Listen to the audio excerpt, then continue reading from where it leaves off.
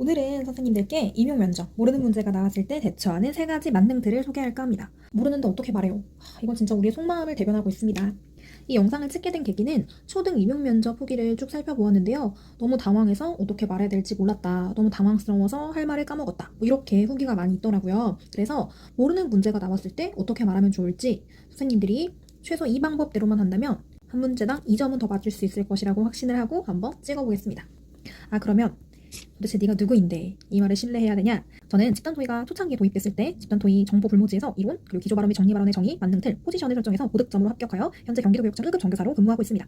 4년간 면접 및 집단 토의 수백 명을 피드백하고 합격 수기를 수합하여 일어난 다음에 사이다 면접 전화로 2019년부터 활동하고 있고요. 사범대에서 진로진학 특강 강사를 했고 경기도 교육청 신규교사 연수, 교육지원청 관내학교 및 대표교사 대상으로 연수 강사를 2년간 진행했습니다. 그리고 작년과 올해 교육장, 교육감 표창을 받기도 한 경기도 교사인데요. 몇 년간 임용 면접을 미친 듯이 팠거든요. 그럴 때 최소한 이렇게 말하면 좀 위기 대처 능력이 생기더라. 그리고 감점이 덜하더라. 이런 것을 말씀드려볼까 합니다.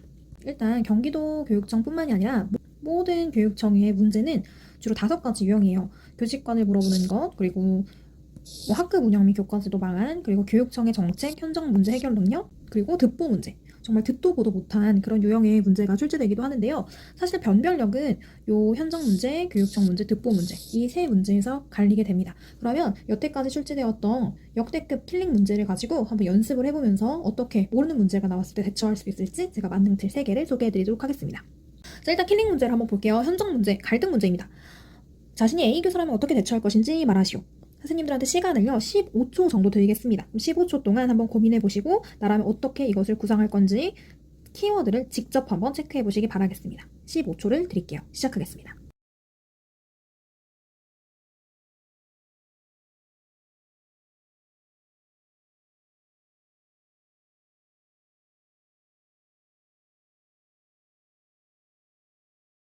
네, 구상을 한번 해보셨나요? 사실 비교사가 약간 선 넘었죠. 여기 97년, 뭐 이렇게 98년 이런 선생님도 많으실 텐데 우리 MZ세대답게 형씨 선 넘네 뭐 이럴 수도 없고 사실 이 문제는 비교사가 분명히 무례한 건 맞는데요. 갈등 문제를 주는 이유는 현장에서는 정말 우리가 예측할 수 없는 수많은 변수, 진짜 수많은 갈등 상황이 초래가 됩니다.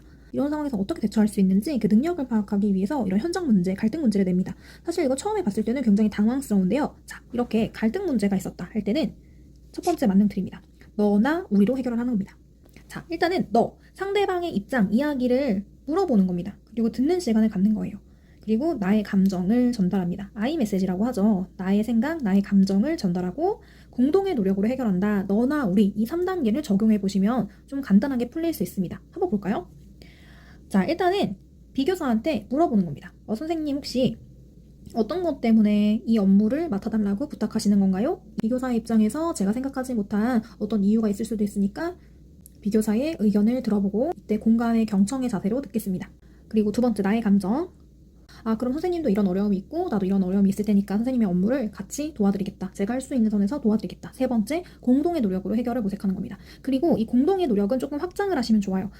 만약에 비교사가 자신도 어떤 업무가 있는데 좀 추가적으로 너무 부담이 되는 업무를 맡은 걸 수도 있고 비교사의 사정이 있을 수도 있으니까 비교사와 제가 같이 한번 이야기를 나눴고 그리고 만약에 저희 둘이 해결할 수 없는 문제라면 학년 차원에서 또 부서 차원에서 협조를 구해서 다 같이 이렇게 집단지성으로 머리를 모아서 해결을 해보겠다. 이런 식으로라도 말하면 그냥 가만히 있는 것보다는 훨씬 낫다는 거죠. 네, 그러면 이제 현장 문제 연습을 한번 해보겠습니다. 또 경기 구상형 비교과에서 출제가 되었는데요. 교사 대토론 내에서 교복 외 옷을 입고 등교하는 사람은 규정에 따라 지도해야 된다라고 했습니다. 그리고 그 후에 교문 지도를 하는데 체육복을 입고 등교하는 학생을 본 거예요. 그럼 어떻게 지도할지 평가위원을 학생이라고 가정하고 말해봐라 라고 돼 있습니다. 자, 이것도 마찬가지입니다. 너나 우리. 일단 규칙이라는 것은 규정이라는 것은 똑같이 적용이 돼야 되는 건 맞습니다. 그런데 선생님 여기서 보세요. 아침에 이렇게 교문 지도할 때 우리 라떼 학교 다닐 때도 이렇게 교문에서 뭐 걸리면은 하루 종일 기분 안 좋잖아요. 아침부터 선생님이랑 그렇게 막 언쟁이 있으면 트러블이 있으면 그러니까 여기서는 약간의 교직관을 보는 겁니다. 그래서 규정대로 적용해야 되는 거는 맞습니다. 그런데 아침에 등교하는 학생한테 이렇게 다짜고짜 규정, 교칙 이런 걸 얘기하면은 좋게 이렇게 해결이 안 된단 말이에요. 뭐 근데 아무튼 거기까지 생각을 못했다고 해도 너나 우리에 맞춰서 너의 얘기를 들어본다. 왜 체육복을 입고 등교했는지 그 친구가 뭐 사정이 있을 수 있으니까 얘기를 들어보고 그리고 나의 입장. 선생님은 뭐 너를 지도해야 될 의무가 있는 사람이고 사실 우리 학교 규정은 이거야. 그리고 우리가 같이 한번 노력을 해보자. 우리 규정을 준수하고 그리고 뭐 땡땡의 입장도 선생님이 잘 고려를 해줄 테니까 앞으로는 잘 해보자. 할 수 있지? 뭐 이런 식으로 같이 공동 협조를 구한다. 이렇게 학생이라고 가정하고 너나 우리가 들어가게끔 말하면은 그냥 당황해서 아무 말이나 하는 것보다는 훨씬 더 효과적으로 답변을 할 수 있다는 겁니다. 현장 문제가 나왔을 때 선생님들만의 답변으로 얘기하시면 가장 베스트지만 어떻게 얘기해야 될지 모르겠다 하시는 경우에는 그럼 너나 우리라도 써보자 라고 해서 너와 나 우리의 관점에서 차근차근 접근하시기 바라겠습니다. 또 한번 연습해 보겠습니다. 그러면은 이제 이렇게 영양 선생님들 문제로 한번 해볼게요. 알레르기가 있는 우리 아이를 위해서 따로 밥을 해주세요. 학부모가 얘기한 거예요. 그래서 이것을 해결할 수 있는 방안을 한번 말해봐라. 이게 시험 문제였거든요. 마찬가지입니다. 좀 당황스럽죠. 특히나 현장에서 일해보지 않은 초수 선생님들께서는 이 문제를 보고 굉장히 당황하셨을 겁니다. 그러면 너나 우리 하는 겁니다. 너 어머니한테 일단 여쭤보는 거예요. 혹시 알레르기 때문에 학생이 밥을 못 먹었거나 급식을 자주 굶거나 그러진 않나요, 어머니? 이렇게 전화하게 된 결정적인 계기가 어떤 건지 어머니 마음을 한번 듣고 싶습니다. 너의 얘기를 들어보는 거죠. 그럼 뭐 블라블라 얘기하겠죠. 그러면 나의 이제 감정과 나의 상황을 전달하는 겁니다. 그런데 어머니 사실은 따로 밥을 해주기에는 급식실 여건과 뭐 이렇게 블라블라 어렵습니다. 이렇게 얘기하고 우리 공동의 협조를 구하는 겁니다. 어머니가 이렇게 전화 주셨으니까 더 세심하게 노력을 하겠고, 그리고 이제 어머니도 현장의 상황을 조금만 이해해 주시기 부탁드리겠습니다. 그리고 이 친구의 담임 선생님하고도 얘기를 해서 급식 일람표 같은 것들을 철저하게 사전에 공개할 테니까 혹시나 이거 보고 알러지를 좀 잘 확인해보고 못 먹는 음식이 나온다 그럴 경우에 뭐 조리실무사님한테 말하면은 다른 반찬을 더 주겠다. 이렇게 같이 협조해서 이렇게 공동의 노력으로 땡땡이의 어려움을 해결해보겠다. 이런 식으로 접근을 하시는 겁니다. 이해되셨나요? 그럼 넘어가 보겠습니다. 자, 이제 두 번째, 정책 문제가 나왔는데 모르는 문제예요. 그럼 어떻게 할까? 한번 보겠습니다.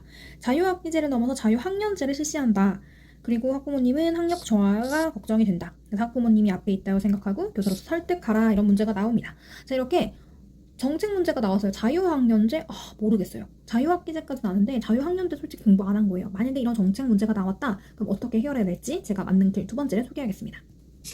해결 만능 틀 두 번째는 단어를 유추해서 아는 선에서 비비는 겁니다. 자, 단어를 유추합니다. 일단 단어라는 게 이름이 생뚱맞은 단어의 조합으로 만들어진 건 아닐 거란 말이에요. 분명히 그 명칭 속에 추구하는 지향점이 담겨 있을 겁니다. 그 단어를 통해서 유추하는 거예요. 두 번째는 일단 조건에 충실하는 겁니다. 그리고 세 번째, 그냥 아는 선에서 비비는 거예요. 한번 해보겠습니다. 자, 경기도 교육청에서는 자유학기제를 넘어 자유학년제를 실시한다. 그러면은 자유롭게 학기에 평가를 안 하고 꿈과 끼를 찾는 거 거기까지는 알겠어요. 그럼 자유학년제면 이게 한 학년으로 연장이 되는구나. 이런 식으로 유추하는 겁니다. 그냥. 그리고 부모님은 학력 저하에 대해서 걱정한다. 이걸 설득해라. 이게 조건이네요. 그럼 아는 선에서 비비는 겁니다. 자유학년제는 한 학기간 꿈과 끼를 찾는 자유학기제에서 더 확장하여 한 학년 동안 자유롭게 학생들이 꿈과 끼를 찾는 그런 활동이구나. 오케이. 그런데 그 자유학년제 하다 보면 꿈과 끼를 찾다 보니까 학력 저하 될 수 있겠구나. 근데 부모님을 설득해야 되니까 설득하려면 학력 저하가 안 된다는 걸로 설득해야겠구나. 이런 식으로 가는 겁니다. 그러니까 학력 저하를 걱정하는데 뭐 이상한 얼렁뚱땅한 말을 해봤자 학부모님 설득이 안 될 거 아니에요. 가장 걱정하시는 부분을 해소해줘야지만 어머님은 안심하시겠죠. 그래서 조건 안에서 그냥 비비는 겁니다. 그러면은 어머니 학력 저하가 걱정이 되시죠. 하지만 자유학년제를 도입할 경우에 오히려 학력이 더 상승할 수 있다라는 생각을 한번 들어보시겠습니까? 뭐 이런 식으로 풀어내는 겁니다. 그렇게 한다면 그냥 멍하니 있는 것보다는 훨씬 더 좋은 점수를 받을 수 있다는 겁니다. 그럼 한번 연습해볼까요? 유추해서 비비는 겁니다. 고교학점제를 도입할 경우 학교 학생 측면에서 효과를 말하시오. 일단은 고교학점제 모른다고 가정을 해봅시다. 그럼 조건은 학교와 학생 측면에서의 효과를 말하는 거예요. 자, 그러면 고교학점제 단어 한번 유추해보는 겁니다. 고교학점제 고등학교를 뭔가 학점으로 이렇게 졸업하는 거네? 많은 선에서 비벼야 돼요. 대학교 같은 거구나. 학점으로 졸업하는 거. 그러면 자, 우리 대학교 때 한번 생각해보자. 학교에서 학점으로 졸업하면 뭐가 좋을까? 그리고 학생들은 어떤 게 좋을까? 이렇게 비비라는 겁니다. 그러면 적어도 고교학점제를 모르고 통으로 날리는 것보다는 훨씬 더 좋은 점수를 받을 수 있다는 겁니다. 하지만 제일 좋은 거는 정책 문제 같은 경우에는 몰라서는 안 되겠죠. 어쨌든 모르는 문제가 나왔을 때는 이런 식으로 단어로 유추하고 조건에 충실하게 비빈다. 이렇게 기억해 주시면 됩니다. 이것도 약간은 까다로운 문제였어요. 작년에 경기 구상형 1번으로 나왔는데요. A, B 교사의 의견 중 어느 의견을 지지할지 그 이유를 말하시오 라고 되면서 이렇게 상황과 A 교사, B 교사가 나왔습니다. 이것도 마찬가지입니다. 자, 일단 조건을 잘 보셔야 돼요. 일단 모르는 문제가 나왔을 때는 조건이라도 맞추는 겁니다. A 교사, B 교사와 함께 융합 수업을 3차시 프로젝트 수업으로 진행하였다. 자, 그런데 여기에 이게 정책 이름이 나오네요. 과정 중심 평가가 나오는 겁니다. 이런 걸 잘 체크를 하셔야 돼요. 그래서 구상 시간을 굉장히 꼼꼼하게 시간 10분, 15분 다 써야 되는 겁니다. 그래서 과정 중심 수행 평가다. 근데 잘 모르겠어요. 자, 일단 이렇게 체크를 해보고 3차시 수행평가 과제 결과물을 제출한다. 이 상황에서 종료 직전에 C가 USB 입력 장치 오류로 결과물을 제출하지 못했다. 그러니까 결과상의 문제네요. 자, 근데 A 교사는 평가에 반영하면 안 된다. 얘는 B는 해야 된다. 이렇게 얘기하고 있습니다. 그러면은 아는 선에서 B이라고 했습니다. 과정 중심 평가예요. 근데 이 결과상에 뭔가 문제가 생긴 거예요. 근데 이 사람은 결과가 안 좋았다. 아, 그러면은 이 사람은 결과를 되게 중요시하는 사람이구나.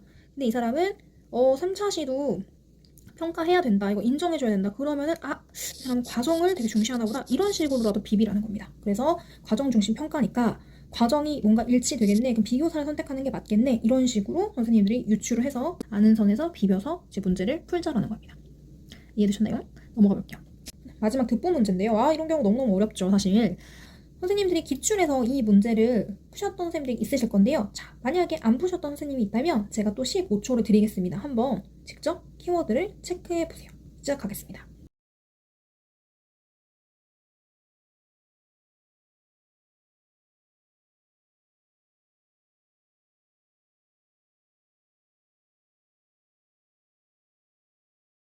네, 보셨나요? 한 번도 이런 유형이 출제가 되지 않았는데 D교사가 제시할 의견과 근거를 말하시오라고 되어 있습니다. 근데 이 사람이 이제 한 말, 제가 생각했을 때 교육의 공공성 측면에서는 그 공공성 측면에서 뭐라고 해결 방안을 얘기해야 되는데 내가 공공성을 모르는 거예요. 그럼 어떡해요? 그럴 때 이제 해결 만능 틀 세 번째입니다. 그냥 생각으로 처리하는 겁니다. 그러니까 공공성이라는 건 분명히 답변이 있을 겁니다. 정확한 뜻이 있을 거예요. 근데 제가 몰라요, 지금. 내가 모르는 상황이에요. 그럼 모르는데 어떻게 말해요? 이러고 있는 게 아니라 그러면 안 되겠다. 생각으로 처리하는 겁니다. 그러니까 제가 생각하는 공공성에서의 핵심은 이거입니다. 그러니까 내가 공공성은 알고 있는데 난 이 중에서 이게 가장 중요해. 이런 식으로 그러니까 교직관을 드러내는 척하는 거죠. 그러니까 교육의 공공성을 내가 몰라요. 그냥 공공성이라는 단어를 찍은 거예요.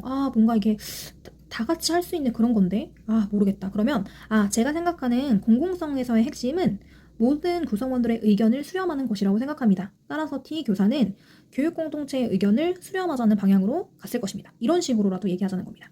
한번 다시 연습을 해볼게요. 상황별 개인정보 위반 여부를 말해보시오. 이것도 솔직히 어떻게 알아요? 우리 현장에서 근무해보지도 않았는데 업무일지 신상을 기입하고 상담했다. 그리고 학부모 대표에게 다른 회원의 번호를 공유했다. 그리고 학급 게시판에 잘한 학생, 못한 학생을 이름 한 글자만 지워서 게시했다. 이런 문제입니다. 사실 개인정보 위반은요. 목적에 따라서 그 위반 여부가 달라요. 특히나 이제 많은 해설지를 봤을 때 사례 2번을 개인정보 위반이라고 말씀을 많이 하시는데 학부모 대표에게 다른 회원들의 번호를 공유했어요. 근데 그게 운영 목적상에는 이건 합법입니다. 근데 지금 목적이 나와 있지 않잖아요, 문제에. 그렇기 때문에 위반 여부를 알 수 없는 거예요, 사실은. 그런데 내가 이걸 모른단 말이에요. 그러면 마찬가지로 이제 생각을 넣어서 제가 생각했을 때 개인정보법의 위반 여부에서 가장 중요하다고 생각하는 것은 그냥 아는 선에서 얘기하는 거예요. 제3자에게 정보를 공개했냐 안 했냐의 여부입니다. 왜냐하면 개인정보는 대상자의 동의 없이 공개해서는 안 되는 중요한 정보이기 때문입니다. 뭐 이런 식으로라도 얘기하자는 거죠.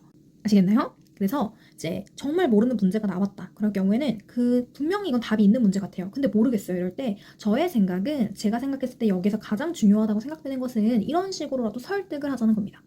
아시겠죠? 네, 이렇게 이제 해결 만능 등 세 가지를 한번 살펴봤는데요. 물론 선생님들이 모두 아는 문제가 나와서 면접을 굉장히 시원하게 해소했다 하면은 베스트이지만 혹시나 우리가 면접 문제를 마주했을 때 모르는 문제가 나왔다면 이런 방법을 활용해서 단 몇 점이라도 더 맞으시길 바라겠습니다. 자, 이렇게 해서 이제 올해 사이다 영상은 이걸로 아마 마무리가 될 것 같은데요. 선생님들 모두 좋은 결과 있으시길 멀리서 응원하겠습니다. 화이팅!